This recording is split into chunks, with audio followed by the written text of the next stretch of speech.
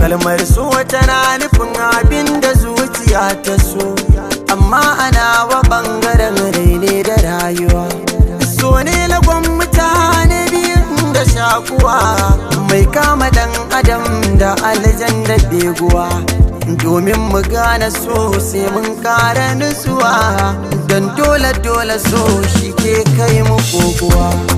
Ina da tambaya, menene farin ciki, mene bakin ciki, ni so zana saki. Shi so ba ya duba girma, duk sanani ya saka fama. Ba talakan garinmu ba basara ke bare hukuma. Kai shi so daban yake, ba laba ko abba ke. So bai san gari ba zai kai ka ina zama yake. Kalamansa da yawa kullum si ta karuwa, sun kai koli har sun samin kishin ruwa. Ni kai so da kai nake, ina kake? Ina da tambaya gunka da mun yi haduwa.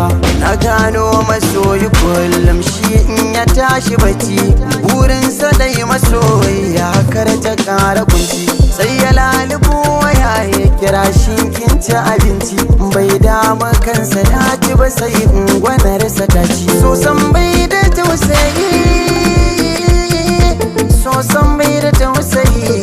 In yi taɓa rigaza amsar sai ta fada na yi. Ba tsoro yake ba shi ma, sannan bai gudun wasu ma. Zai iya tada 'yan adam duk sayaddan yana da girma. Kullum na tunani sai in ba wasu ma'auni, amsa ta gare shi kullum sai ta fito da rauni. Ban gane so ba, ban san ya yake ba, abinda na dan fahimta kansa ne ban rufe ba.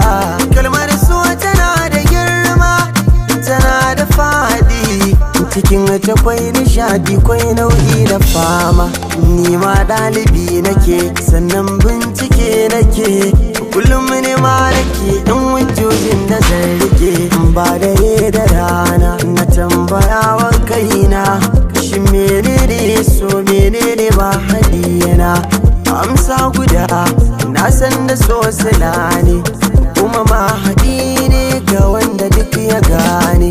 Inda lafiya duniya, kuma lafiya duniya.